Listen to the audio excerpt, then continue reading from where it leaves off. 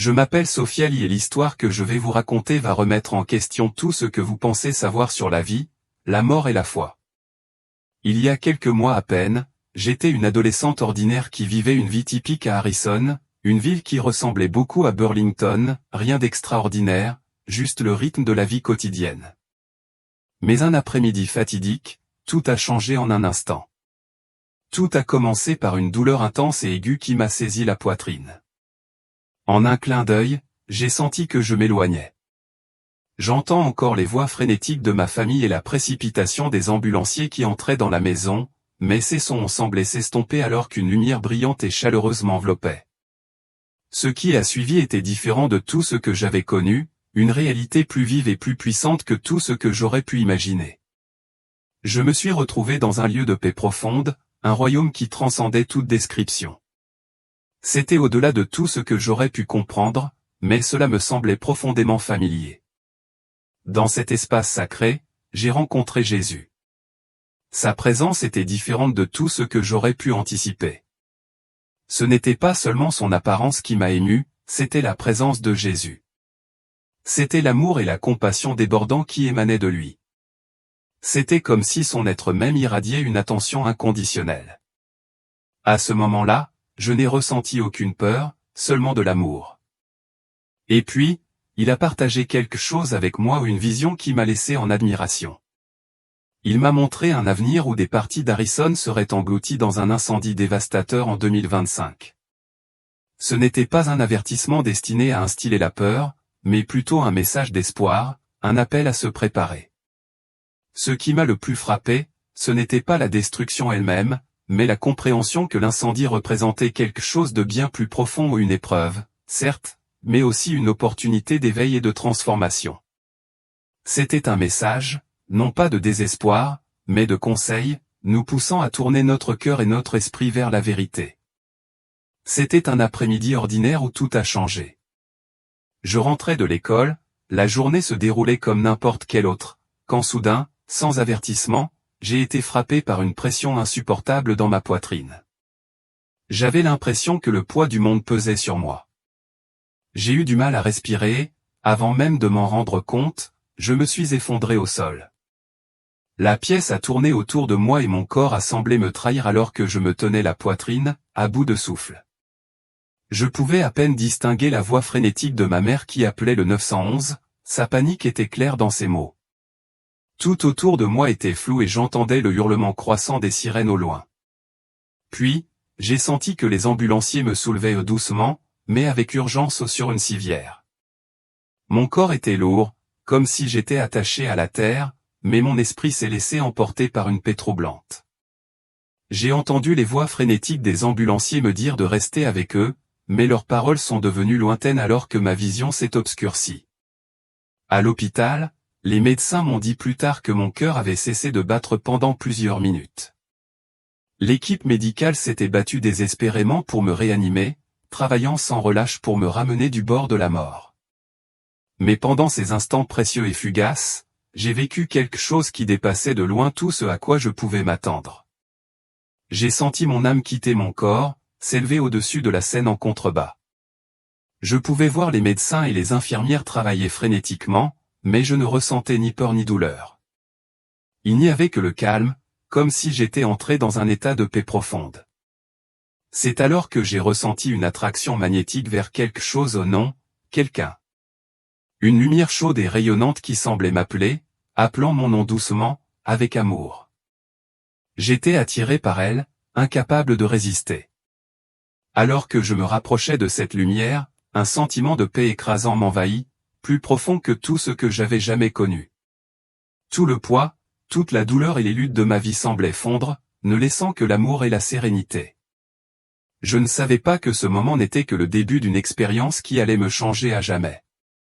C'était le début de mon voyage dans le monde spirituel, un endroit où je rencontrerais Jésus et recevrais son incroyable message d'espoir. Alors que ma conscience s'éloignait de mon corps physique, j'étais envahi d'une sensation indescriptible d'apesanteur, comme si je n'étais pas accablé par les difficultés de la vie. La lumière qui m'attirait n'était ni dure ni aveuglante, mais douce et accueillante. Elle ne se contentait pas de m'entourer, elle semblait vivante en moi, rayonnant d'amour, de paix et de réconfort. C'était une présence qui transcendait les mots. La transition du monde physique à ce nouveau monde s'est faite en douceur.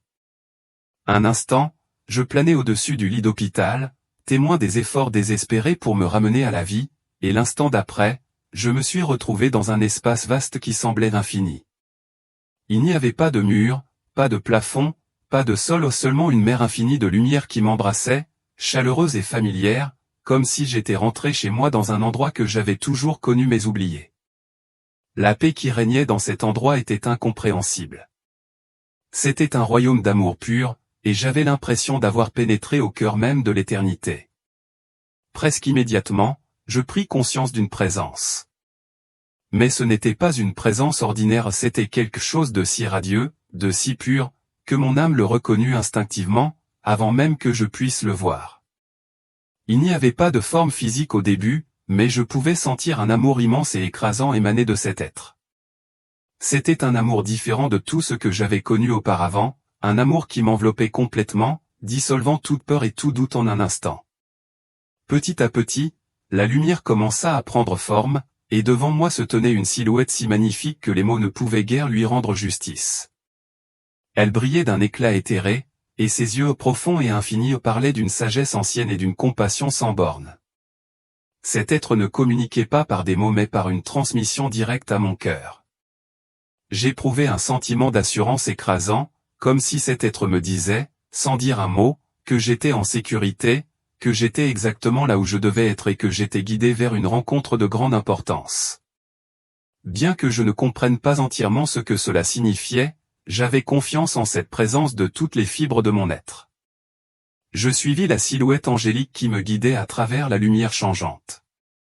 Le rayonnement s'intensifia autour de nous, devenant plus brillant et plus concentré jusqu'à former un chemin qui semblait s'étendre à l'infini, dans une étendue infinie.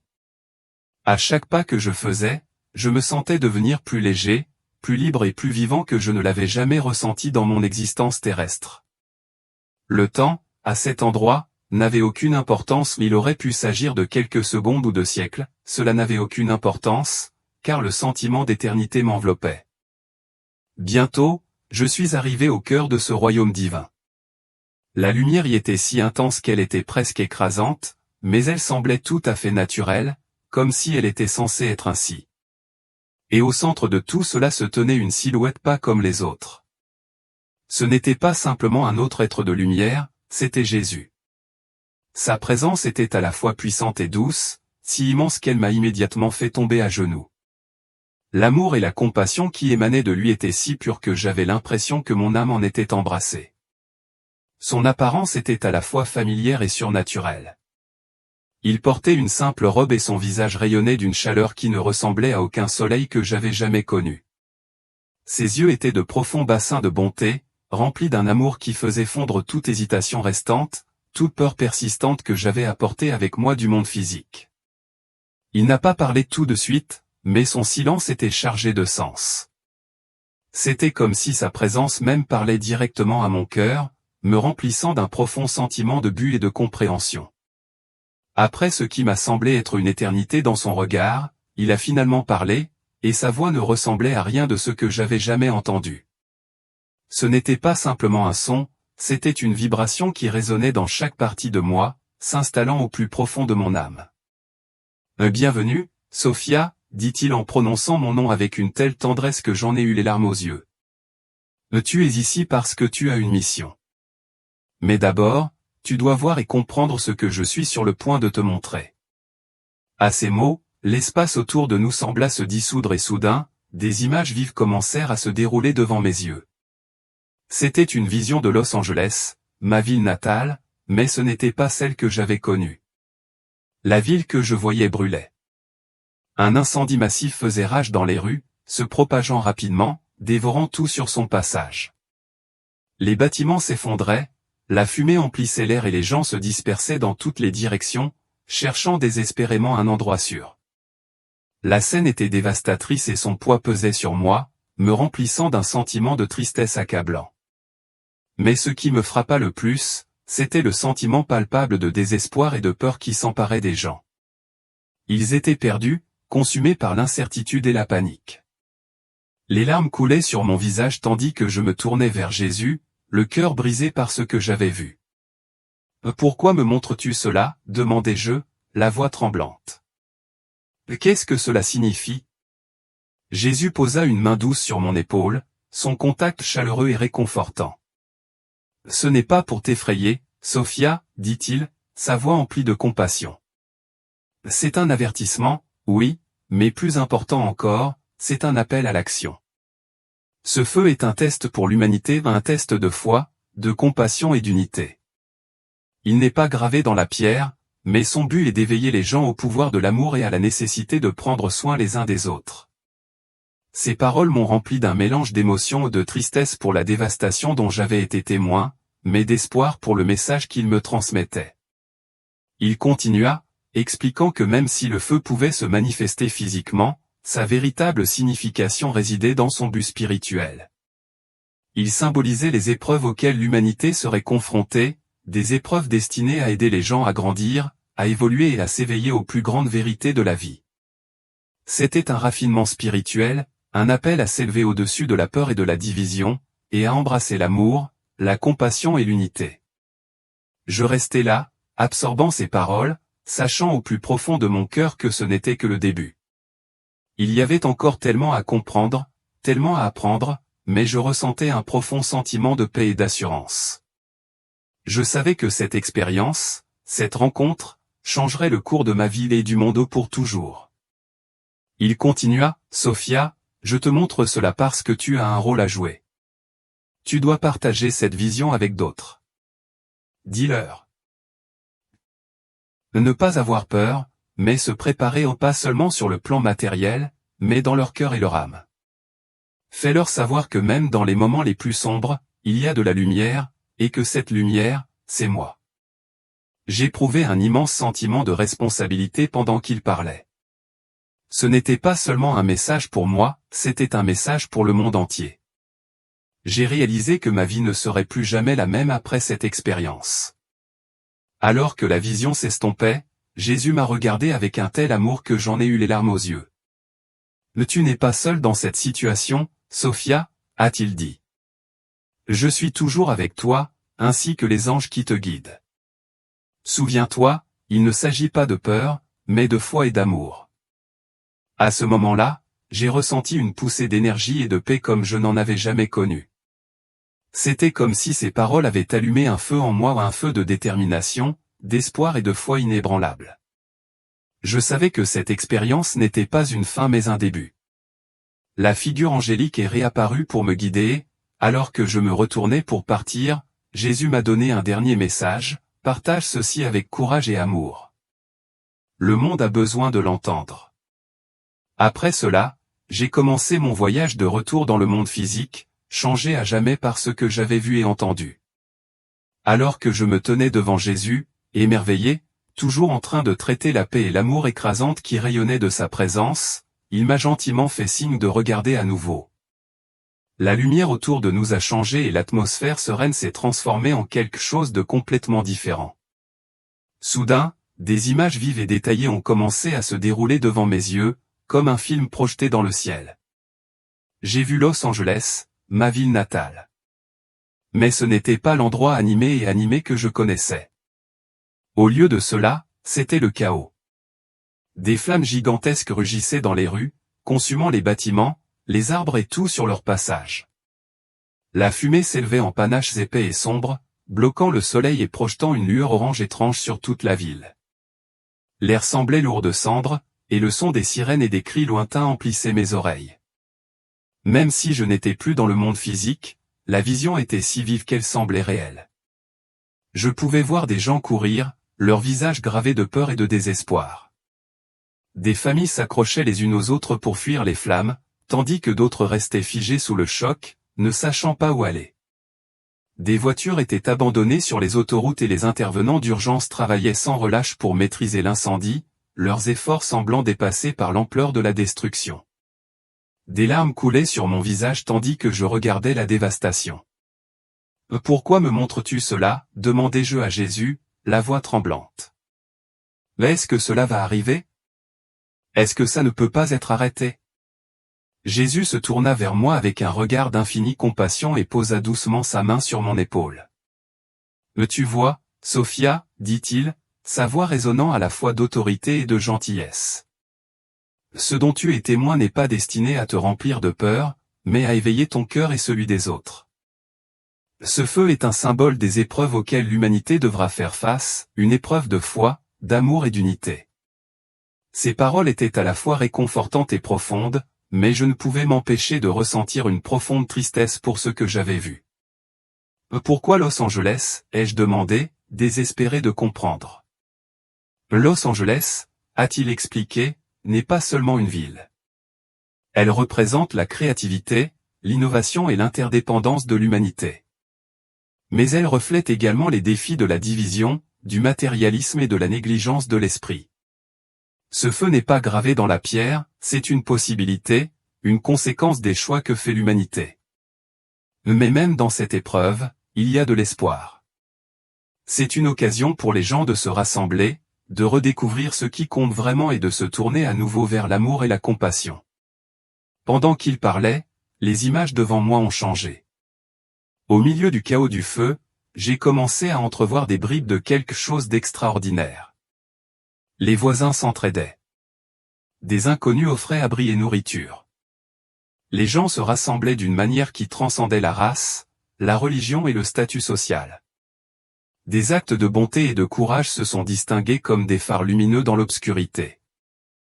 Tu vois, demanda Jésus, ses yeux cherchant les miens. Même dans les moments les plus sombres, il y a de la lumière, et cette lumière est l'amour que j'ai placé dans chaque âme. Ce feu n'est pas seulement une question de destruction. Il s'agit de renouveau. C'est un appel à l'humanité pour qu'elle s'élève au-dessus de la peur et de l'égoïsme et qu'elle embrasse l'étincelle divine qui est en elle. Ces paroles m'ont rempli d'espoir et de responsabilité. J'ai réalisé que cette vision n'était pas seulement un avertissement, mais un message de possibilité.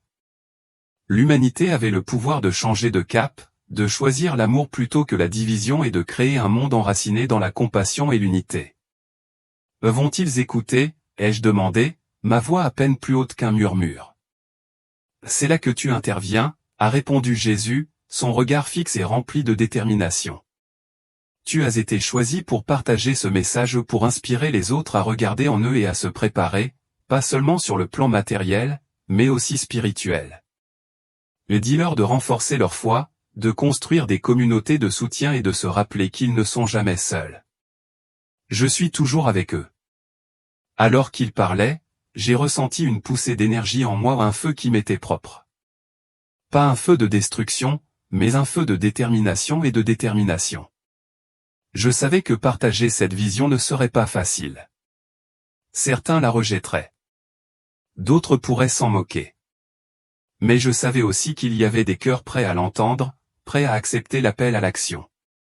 Jésus a continué, le feu est aussi le symbole de la transformation personnelle. Tout comme le feu purifie l'or, ces épreuves purifieront les âmes de ceux qui y font face. Encouragez-les à voir ces défis comme des opportunités. Avec ces mots, j'ai ressenti le poids de la responsabilité et la puissance de son message. Il ne s'agissait pas de résultats immédiats ou d'acceptation universelle, mais de fidélité, de courage et d'amour. Je savais que mon rôle était de partager, et non de contrôler le résultat. La vision a commencé à changer à nouveau, et j'ai vu une nouvelle scène, un vaste champ rempli de gens de tous les coins du monde. Ils étaient de tous âges, de toutes races et de tous horizons, rassemblés dans l'unité. Ils se tenaient la main, chantaient des chants d'espoir et priaient avec une ferveur qui semblait toucher les cieux. Leurs visages rayonnaient de joie, et il y avait une présence indubitable de paix parmi eux. Jésus a fait un geste vers la scène, sa voix portant une profonde émotion. C'est ce qui est possible, Sophia. C'est ce que je souhaite pour mes enfants, un monde où l'amour triomphe de la division, où la foi surmonte la peur et où l'humanité atteint son plus haut potentiel. Le feu n'est pas destiné à détruire mais à purifier, à éveiller le cœur de mon peuple à la vérité qu'il n'est jamais seul et que l'amour est la plus grande force qui existe. Les larmes me montèrent aux yeux tandis que je contemplais la beauté de ce qui pourrait être. J'étais profondément convaincu que cette vision n'était pas seulement un moment fugace, mais un appel à l'action. Jésus se tourna vers moi une dernière fois, son regard empli d'un amour inébranlable. « Va, Sophia. Partage ce que tu as vu. Dis la vérité avec audace, sachant que je suis toujours avec toi. Souviens-toi que la lumière triomphe toujours de l'obscurité et que même le plus petit acte d'amour peut changer le monde. » Après ces mots, la lumière rayonnante commença à s'estomper et je me sentis retourner dans le monde physique. La chaleur de sa présence persista et un sentiment de paix et de détermination emplit mon cœur. Quand j'ouvris les yeux, j'étais de retour chez moi, l'environnement ordinaire me paraissant à la fois familier et transformé. Je savais que ma vie ne serait plus jamais la même. Cette expérience avait allumé un feu en moi, un feu de foi, d'espoir et d'amour. Maintenant, j'avais la responsabilité de transmettre ce message, d'inspirer les autres à se préparer non seulement matériellement mais spirituellement, et de leur rappeler que même dans les moments les plus sombres, il y a toujours de la lumière. Le chemin à parcourir ne serait pas facile, mais j'étais prête. Avec les paroles de Jésus résonnant dans mon cœur, je me suis avancé dans le monde, déterminé à partager la vision d'espoir et d'amour qui m'avait été confiée. La mission et le réconfort de ces paroles, me suis-je dit, en réfléchissant encore à tout ce que j'avais vécu. Que peuvent faire les gens maintenant, Jésus? Comment peuvent-ils se préparer spirituellement à ce qui pourrait arriver? Il m'a tendu la main et j'ai senti une vague de paix m'envahir. Alors que j'étais allongé dans mon lit d'hôpital, l'environnement stérile me semblait si étranger comparé à la paix divine que je venais de ressentir. Mon corps était faible et le contraste saisissant entre les deux mondes me faisait me sentir à la fois désorienté et profondément consciente de l'importance de ma mission. Le message que Jésus m'avait confié était désormais ancré dans mon cœur et je savais que, quelle que soit la difficulté, je ne pouvais pas m'en défaire. Les bips des moniteurs me semblaient lointains, comme s'ils n'avaient plus d'importance. Je pris une inspiration lente et régulière, et je pouvais encore sentir la chaleur de sa présence persister en moi, bien que le monde physique autour de moi semblait froid et clinique. Mon esprit était rempli de souvenirs de la conversation et les questions que j'avais posées, les réponses que j'avais reçues, l'amour que j'avais ressenti. Et surtout, je ressentais un sentiment de responsabilité qui pesait lourdement sur moi.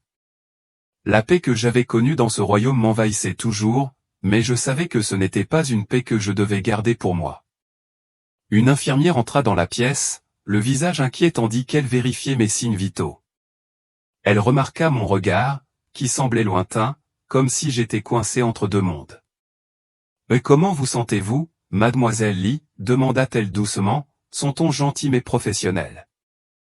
Je me tournai vers elle, les mots que Jésus avait prononcés résonnant encore dans mon esprit. « Je vais mieux maintenant, dis-je, la lourdeur de mes mots portant le poids de ma prise de conscience. J'ai juste besoin d'un moment. » Elle hocha la tête, apparemment satisfaite de ma réponse, mais elle s'attarda encore un moment, m'adressant un sourire rassurant avant de quitter la pièce. Le silence de la chambre d'hôpital m'enveloppa une fois de plus, mais cette fois, c'était différent. Je sentais le feu de la détermination en moi brûler intensément, et il n'allait pas s'éteindre par la froide stérilité de l'environnement. À ce moment-là, je savais que je n'étais pas seul. L'amour, la lumière et le message que Jésus m'avait donné faisaient désormais partie de mon être. Il me guiderait à travers tout ce qui m'attendait, aussi difficile que cela puisse être. Le chemin n'était pas facile, mais j'avais une mission qui était plus grande que tout ce que j'aurais pu imaginer. J'ai fermé les yeux un instant, m'accrochant à la paix que j'avais ressentie. Je pouvais sentir sa présence, même maintenant. « Merci, Jésus », ai-je murmuré. « Je partagerai ton message. Je marcherai dans ta lumière. » Alors que j'étais assise dans mon lit d'hôpital, le chemin qui m'attendait me semblait à la fois intimidant et incroyablement porteur d'espoir. Le monde était peut-être dans l'obscurité, mais je savais que grâce à l'amour, à la foi et à la compassion, la lumière triompherait toujours. Et j'étais prête à participer à ce changement. Avec un sens renouvelé de la mission, je savais qu'on m'avait donné non seulement une vision, mais aussi une responsabilité, partager la vérité, inspirer les autres et leur rappeler que dans les moments les plus sombres, l'amour serait toujours la lumière qui les guiderait vers la paix. En observant la transformation se dérouler autour de moi, j'ai ressenti un immense sentiment de gratitude et d'émerveillement. Le message que Jésus m'avait confié, l'amour, la foi et l'unité commençaient à prendre racine d'une manière que je n'avais pas imaginée. C'était comme si les graines que j'avais plantées commençaient à fleurir, et qu'avec chaque petit acte de bonté, le monde devenait un peu plus lumineux. Mais même si l'espoir grandissait, je savais qu'il restait encore beaucoup à faire. L'incendie que j'avais vu à Los Angeles s'attardait dans mes pensées, me rappelant qu'il y avait une plus grande urgence derrière ma mission. Le monde était au bord du gouffre et je ressentais une profonde responsabilité d'aider les autres à trouver la paix et l'amour que Jésus m'avait montré. Je devais aider les gens à voir au-delà de leur peur et à accepter le pouvoir de la foi et de la communauté. Un après-midi, j'ai reçu un message d'une vieille amie, Émilie, qui avait entendu parler de mon expérience. Nous avions perdu contact au fil des ans, mais elle m'a contacté pour me demander si nous pouvions nous rencontrer. Elle avait elle-même dû faire face à ses propres difficultés et quelque chose dans mon histoire avait fait naître en elle une lueur d'espoir. Lorsque nous nous sommes rencontrés, elle m'a parlé de ses combats personnels, ses luttes contre l'anxiété, ses doutes sur le monde et sa place dans celui-ci. Tandis qu'elle parlait, je pouvais sentir le poids de ses mots, la lourdeur qu'elle portait dans son cœur. Mais en l'écoutant, j'ai également ressenti une forte envie de partager avec elle le message que Jésus m'avait donné. « Émilie, dis-je doucement, je sais que c'est difficile à croire, mais il y a tellement plus dans cette vie que ce que nous voyons. Je l'ai vu, je l'ai ressenti. Il y a de l'amour, de la paix et une lumière qui peut nous guider même dans les moments les plus sombres. Nous devons juste être prêts à nous y ouvrir. » Elle me regarda, ses yeux scrutateurs, comme si elle n'était pas sûre de me croire. « Comment le sais-tu » demanda-t-elle doucement. « Je le sais parce que je l'ai vu, répondis-je. Je l'ai ressenti. Et ce n'est pas seulement pour moi, c'est pour nous tous. C'est pour toi aussi. » Les mots semblaient résonner en elle, et lentement, j'ai vu un changement en elle. Ses épaules, qui s'étaient affaissées de désespoir, ont commencé à se détendre. Ses yeux se sont adoucis et un petit sourire hésitant est apparu sur son visage. « Je crois que je veux te croire, » murmura-t-elle. À partir de ce moment, Émilie a commencé à ouvrir son cœur à la possibilité de quelque chose de plus grand que ses peurs. Elle s'est jointe au rassemblement communautaire que j'avais organisé et, peu de temps après, elle a partagé sa propre histoire, son propre chemin de guérison et de croissance. C'était une belle chose à voir quelqu'un qui avait été autrefois si perdu, trouve maintenant sa voie grâce à l'amour et au soutien des autres. Alors que je continuais à partager mon histoire, j'ai vu de plus en plus de personnes commencer à renouer avec leur foi.